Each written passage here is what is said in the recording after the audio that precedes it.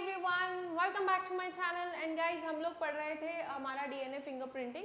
तो स्टार्ट करते हैं अलीलिक सीक्वेंसिंग वेरिएशन से। मैंने आपको बोला था लास्ट लेक्चर में कि पढ़कर आना कि अलील क्या होता है, राइट? तो आइए डिस्कस करते हैं। Whenever we are talking a pair of chromosome, जब भी हम एक पेयर ऑफ क्रोमोसोम के बारे में बात करते हैं तो वहां पे हमें ये पता होता है कि जो हमारा क्रोमोसोम है that is made up of DNA. अब कुछ स्पेसिफिक स्ट्रैंड्स, कुछ स्पेसिफिक प्लेस है on the strand of DNA जिसको हम क्या बोलते हैं, जिसको we call it as gene. ये जीन दोनों स्ट्रैंड पे प्रेजेंट होती है ऑपोजिटली, और हर एक में एक को हम क्या बोलते हैं, अलील।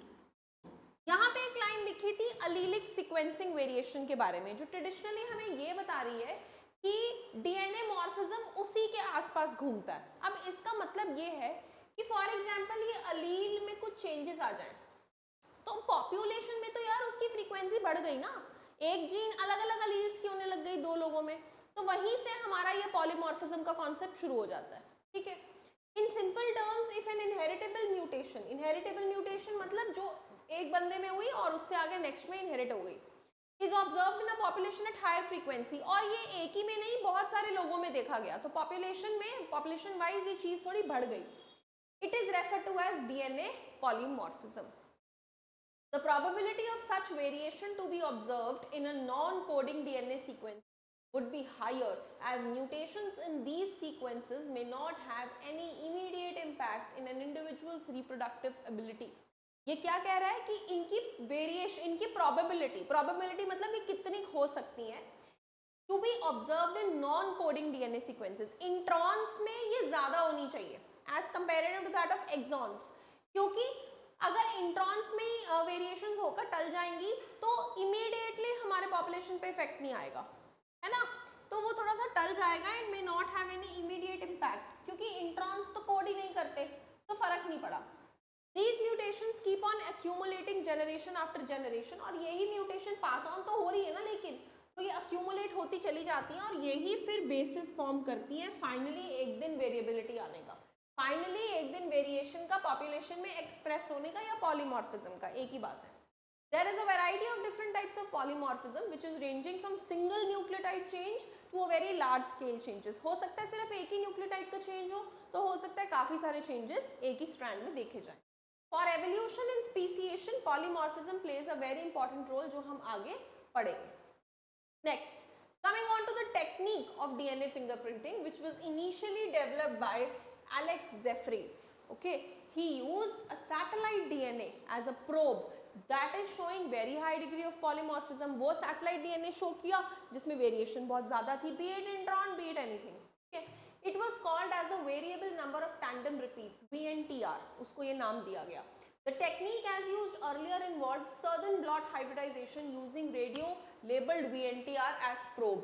तो मतलब ये जो आपने लिया था डीएनए सीक्वेंस, सैटेलाइट डीएनए का सीक्वेंस, उसी को आपने रेडियो लेबल किया। रेडियो लेबल इसलिए किया ताकि जब हम उसे किसी भी होस्ट में डाल के स्टडी करेंगे तो हम उसको आइडेंटिफाई कर पाए। ठीक है, इट इंक्लूडेड, सबसे पहले तो डीएनए को आइसोलेट किया, फिर डीएनए को तोड़ा रिस्ट्रिक्शन एंडे न्यूक्लियस से, फिर उन डीएनए फ्रेगमेंट्स को अलग अलग किया इलेक्ट्रोफोरेसिस से, फाइनली हमने ट्रांसफर किया सेपरेटेड डीएनए फ्रेगमेंट्स को टू सिंथेटिक मेम्ब्रेन जैसे नाइट्रोसेल्यूलोज या नाइलॉन, अपने क्योंकि हमने एक्सपेरिमेंट करना है तो हमने उसको अपने सिंथेटिक मेम्ब्रेन पे ट्रांसफर कराया। देन हमने उसको हाइब्रिडाइज कराया यूजिंग VNTR प्रोब, क्योंकि जो हमने अपना ओरिजिनल लिया था उसको हमने रेडियो लेबल कर दिया, तो रेडियो लेबल करने से हमें पता लग रहा था कि कौन सा हमारे वाला है और कौन सा कॉपीड है। Detection of hybridized DNA fragments by autoradiography, फिर ऑटोरेडियोग्राफी से पता लगाया कि हमारा कहाँ है।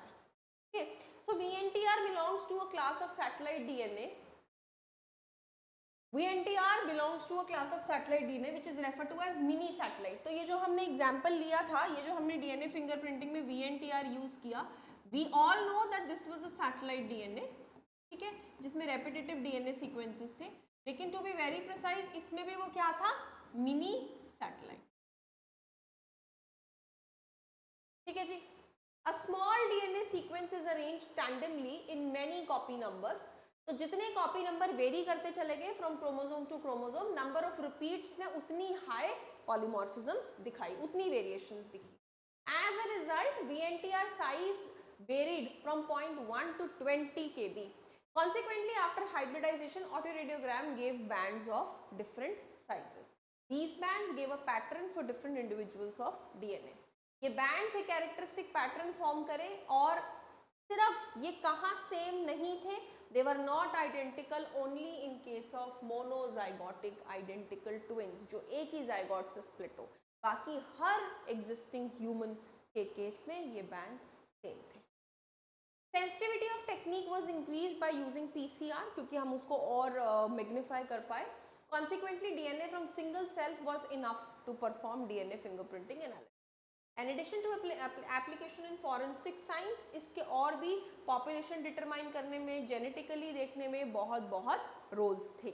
Many different probes were used to generate DNA fingerprints. Not only VNTR probe, there were many which were used.